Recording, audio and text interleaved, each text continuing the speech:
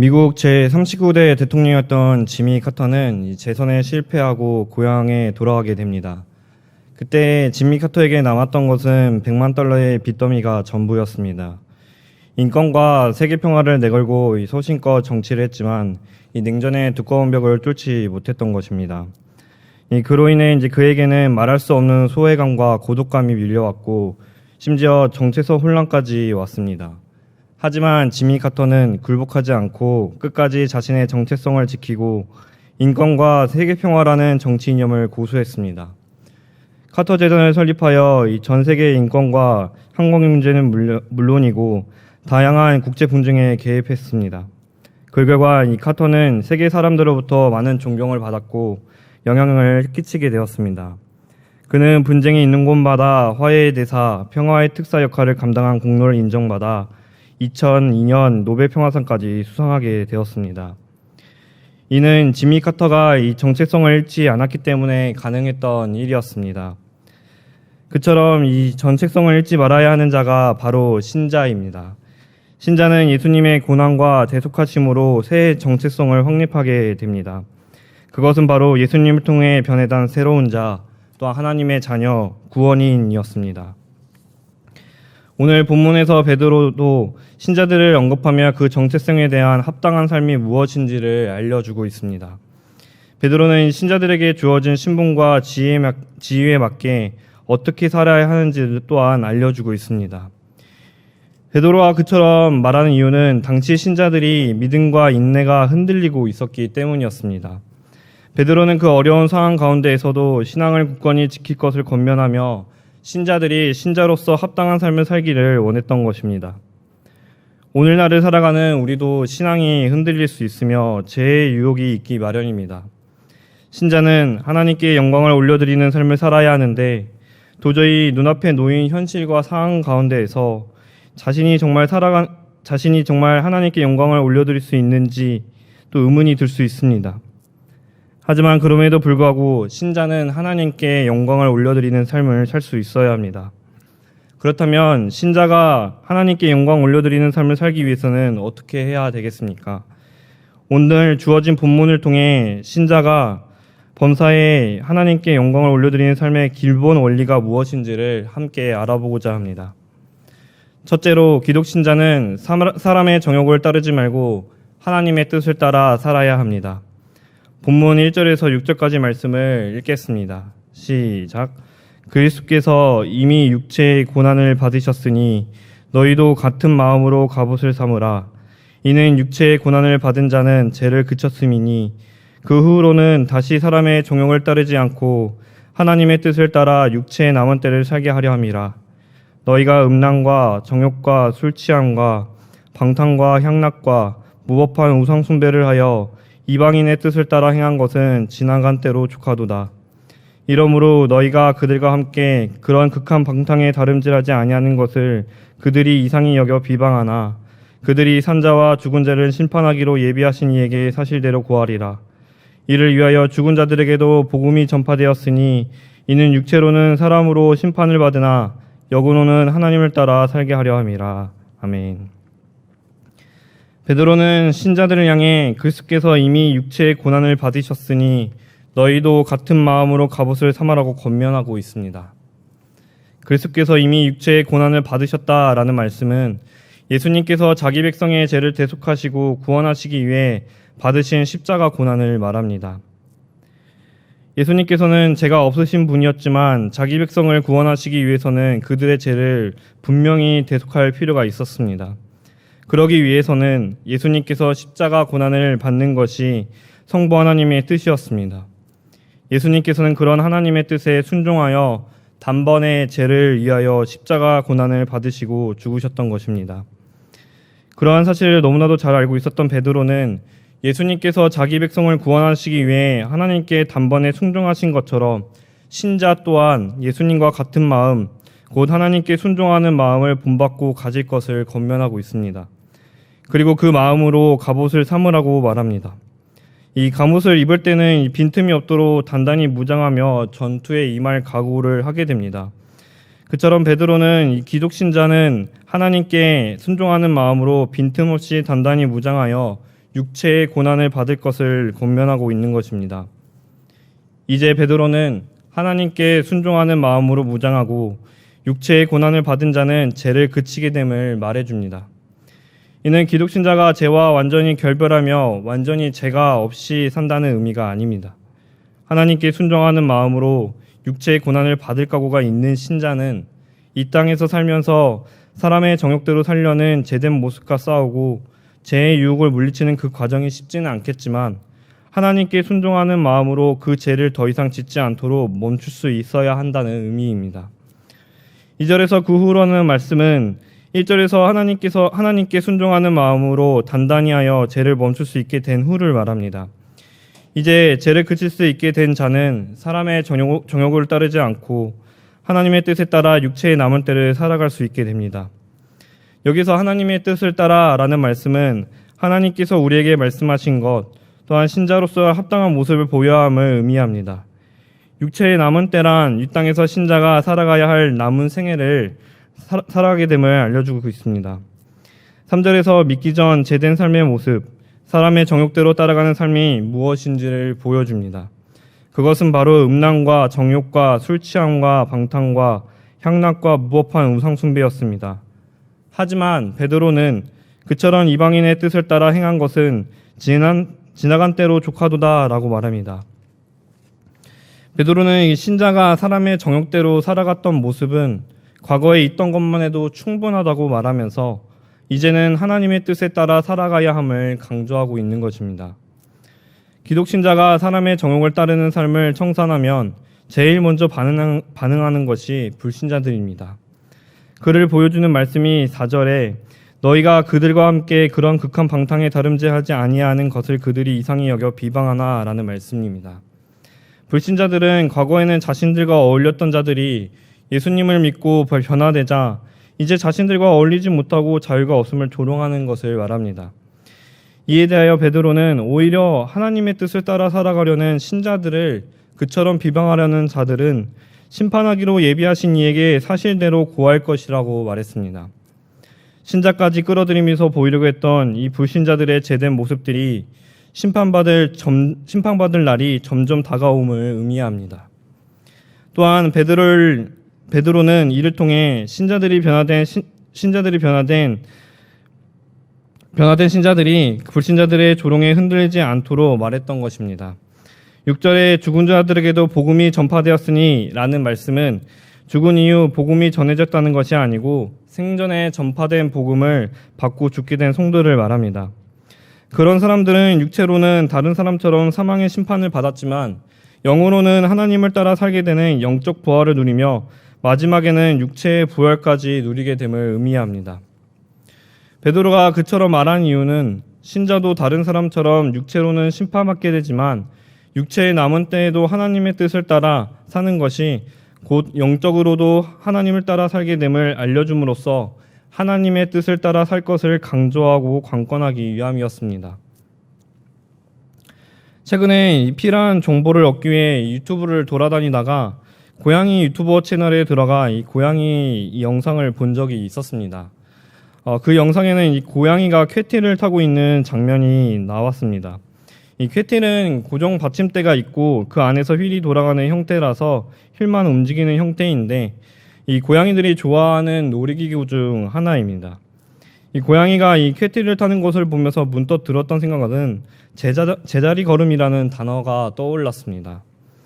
고양이는 재미있다고 계속 타며 휠을 움직였지만 정작 그 자리에 그대로 있었기에 그런 단어가 떠올랐던 것입니다. 신자가 과거에 지었던 죄를 계속 그치지 못하고 자신의 정욕을 쫓아 살아가는 모습은 신앙에 있어 제자리 걸음을 하는 것과 별반 다르지 않습니다. 저와 여러분은 영원히 죽을 수밖에 없고 소망이 없었던 존재였지만 예수님을 통해 새 사람으로 변화되었습니다. 신자는 예수님과 같은 마음, 하나님께 순종하는 마음을 본받아 하나님의 뜻을 따라 살아 신앙의 제자리 걸음에서 벗어날 수 있어야 합니다. 저와 여러분이 예수님을 믿기 전에 잘못된 모습, 믿고 나서도 지었던 죄들은 회개만 하면 용서해 주십니다. 하지만 문제는 그처럼 용서받은 사람이 계속 죄를 짓게 되는 것입니다. 신자가 된 이후에도 사람의 정욕을 계속 쫓으며 살고 있는 것은 심각한 문제임을 분명히 깨달을 줄 알아야 합니다. 신자가 되어서도 신자로 믿기 전에 삶의 제된 삶의 모습, 사람의 정욕대로 사는 삶, 방탕과 우상숭배로 가득한 삶을 살아가는 것은 불신자와 별반 다를 것이 없습니다. 그 무엇보다도 신자가 되어서도 죄를 짓는 모습을 하나님께서 보시기에 과연 기뻐하시겠습니까? 기독신자는 이방인의 뜻을 따라 행한 불신자처럼 살았던 사람은 지나간 때가 족한 줄 알아야 합니다. 예수님을 통해 제사함을 받고 구원받은 기독신자는 하나님 앞에서 분명하게 변화된 삶을 살 수 있어야 합니다. 그것은 곧 하나님의 뜻을 따라 살 수 있는 것입니다. 그것이 바로 중생받은 신자로서 마땅히 보여야 하는 모습입니다. 이 세상에서 살 때 온갖 죄의 유혹들이 있을 수 있습니다. 당장 세상으로 눈을 돌리면 사람을 즐겁게 하고 사람의 정욕대로 살아가게 하는 것들이 너무 많지 않습니까? 또한 불신자들이 변화되어 하나님의 뜻을 따라 사는 기독신들을 향해 욕하고 조롱하고 비방하기도 합니다. 하지만 그런다 할지라도 신자인 저와 여러분은 하나님의 뜻을 따라 남은 인생을 살 수 있어야 합니다. 그것이 바로 고난받으신 예수님과 같은 마음으로 살아가는 신자의 모습입니다. 그러므로 세상과 불신자들이 이 죄로 유혹하고 비방할지라도 이방인의 뜻을 쫓아가지 말고 자신을 새사람으로 변화시켜 주신 예수님과 같은 마음, 즉 하나님의 뜻을 따라 살아감으로써 하나님께서 기뻐하시는 모습으로 살아가는 성도들이 되시기를 바랍니다. 둘째로 기독신자는 깨어있는 심령으로 기도하며 서로 사랑하며 선한 선지기같이 섬겨야 합니다. 본문 7절부터 11절 상반절까지 말씀을 읽겠습니다. 시작. 만물의 마지막이 가까이 왔으니 그러므로 너희는 정신을 차리고 근신하여 기도하라. 무엇보다도 뜨겁게 서로 사랑할지니 사랑은 허다한 죄를 덮느니라. 서로 대접하기를 원망없이 하고 각각 은사를 받은 대로 하나님의 여러 가지 은혜를 맡은 선한 청지기같이 서로 봉사하라. 만일 누가 말하려면 하나님의 말씀을 하는 것 같이 하고 누가 봉사하려면 하나님이 공급하시는 힘으로 하는 것 같이 하라. 아멘. 이제 베드로는 하나님의 뜻을 따라 사는 삶의 모습이 무엇인지를 구체적으로 설명해 줍니다. 베드로는 7절에서 만물의 마지막이 가까이 왔으니 그러므로 너희는 정신을 차리고 근신하여 기도하라고 했습니다. 여기서 만물의 마지막이 가까이 왔으니 라는 말씀은 종말, 즉 새하늘과 새 땅이 도래하는 예수님의 재림이 임박했음을 알려줍니다. 만물은 종말을 맞이할 수밖에 없습니다. 그런 까닭에 사람 또한 그 종말을 피할 도리가 없습니다. 그렇다면 임박한 예수님의 재림을 맞이하는 이 신자의 모습은 어떤 모습이어야 하겠습니까? 그에 대해 베드로는 우선 정신을 차리고 근신하여 기도하라고 했습니다. 여기에서 정신을 차리고라는 말씀은 마음을 가다듬고라는 뜻인데 다른 것에 마음을 빼앗기지 말고 기도에 집중하라는 뜻입니다. 근신하여는 깨어서라는 뜻인데 심령이 나태하여 가만히 있지 말고 깨어있는 정신을 유지하면서 기도하라는 뜻입니다. 베드로는 신자들이 예수님께서 다시 오실 때 깨어있는 심령을 가지고 기도할 것을 권면하고 있던 것입니다. 신자가 깨어있는 심령을 가지고 기도하는 모습 위에 가져야 하는 모습은 무엇보다도 뜨겁게 서로를 사랑하는 모습입니다. 여기에서 무엇보다도라는 것은 그 어떤 것보다 우선적으로라는 것을 의미합니다. 서로라는 것은 신자 모두에게 해당된다는 것입니다. 즉 신자는 그 어떤 것보다 우선적으로 서로 뜨겁게 사랑해야 함을 강조하고 있습니다. 이 사랑의 근원은 사람에게 있지 않고 예수님께 있습니다. 예수님께서 우리를 무조건적으로 그리고 먼저 사랑해 주신 것처럼 신자는 같은 믿음 안의 형제 자매들을 사랑해야 합니다. 그런 사랑을 할 수 있게만 된다면 형제자매 사이에서는 허다한 죄를 덮을 수 있습니다. 죄를 덮는다라는 말은 바로 하나님께서 우리의 죄를 용서해 주실 때 사용됩니다. 신자가 믿음 안에서 형제자매들을 진정 뜨겁게 사랑하게 된다면 그 형제자매가 자신에게 짓는 많은 죄들을 따지지 않고 덮어주며 용서해 주게 되는 것을 말합니다. 그리고 뜨거운 사랑을 하게 되면 이 구체적인 표현으로 나타내는데 그것은 바로 대접하는 것이었습니다. 이 1세기의 손님 대접은 모든 사람에게 베푼 일반적인 예의이면서 서로 섬기는 것이었습니다. 베드로는 이 신자의 손님 대접을 그보다 더 높은 수준으로 끌어올렸습니다.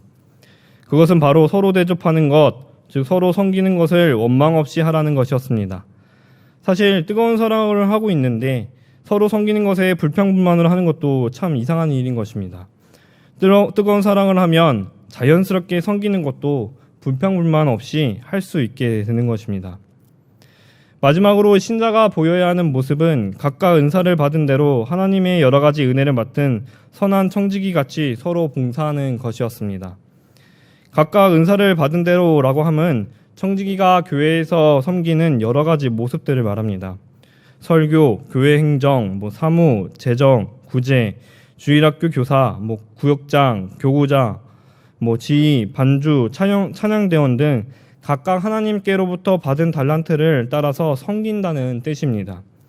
하나님의 여러 가지 은혜를 맡은 이라는 말씀은 자신에게 주어진 것이 자기의 것이라고 생각하지 않고 오직 하나님께서 자기에게 맡기신 것을 분명히 알고 우리의 주인 되신 하나님의 말씀대로 이 교회를 섬기고 봉사한다는 뜻입니다. 그러한 모습이 선한 청지기 같이 서로 봉사하는 모습입니다. 이 11절 상반절은 선한 청지기의 자세를 더 자세히 설명해 줍니다. 청지기는 교회 안에서 무슨 말을 할 때에도 하나님의 말씀을 하는 것 같이, 즉 오직 하나님의 말씀을 전하듯이 해야 합니다. 봉사할 때에도 내 힘이 아닌 하나님이 공급하시는 힘으로 하는 것 같이 해야 합니다. 즉 자기 것을 내어놓는다는 생각과 마음이 아니라 자신에게 속한 모든 것이 원래 하나님께서 주시는 것이기에 겸손한 마음으로 섬겨야 함을 의미합니다. 신자는 교회 안에서 하나님의 말씀을 전해야 하며 하나님께서 공급하신 힘으로 겸손과 충성을 다해야 함을 말하고 있는 것입니다. 신자에게 있어 신앙생활의 기본 중 하나는 기도입니다. 기도는 죄로부터 자신을 지키고 멀리할 수 있게 해줍니다. 즉 기도는 자신의 영혼을 스스로 책임지고 지킬 수 있게 하는 신앙생활을 할 때의 수단입니다. 혹시 예배는 중요하게 생각하지만 기도는 그보다도 가볍게 여기시는 분이 계십니까? 또는 기도는 시간이 될 때만 하면 된다고 생각하시는 분이 있으신가요? 하지만 기도하지 않는 사람은 그 생각과 행동이 자신의 욕심이 이끄는 대로 갈 수밖에 없다는 사실을 분명히 알아야 합니다. 저와 여러분은 기도를 통해 자신의 심령을 항상 깨어있도록 하고 죄로부터 자신을 지킬 수 있어야 합니다. 또한 사람의 정욕을 따르지 않고 하나님의 뜻을 따라 구별된 삶을 살 수 있도록 해야 하는 것입니다. 신자는 그처럼 기도하는 가운데 믿음의 형제자매들을 사랑하고 섬길 수 있어야 합니다. 그 사랑은 사람 자체에서 나오는 것이 아니라 예수님께서 먼저 우리에게 무조건적으로 주신 사랑입니다. 만약 신자 간에 사랑이 없다면 남의 잘못을 찾아내기만 하고 그러면 이 허다한 죄들이 끝없이 생기게 될 것입니다. 왜냐하면 사랑이 없다면 교회 내에 누군가가 자신을 상하게 하거나 잘못을 행하였을 때 용서하지 못할 뿐만 아니라 오히려 스스로도 죄를 짓게 될 수 있기 때문입니다. 하지만 진정으로 성도를 향한 뜨거운 사랑이 있게 되면 허다한 죄까지도 덮어버릴 수가 있습니다. 그런 까닭에 예수님의 사랑을 받은 저와 여러분은 믿음의 형제자매들을 사랑하여 허다한 죄를 덮어줄 수 있어야 합니다.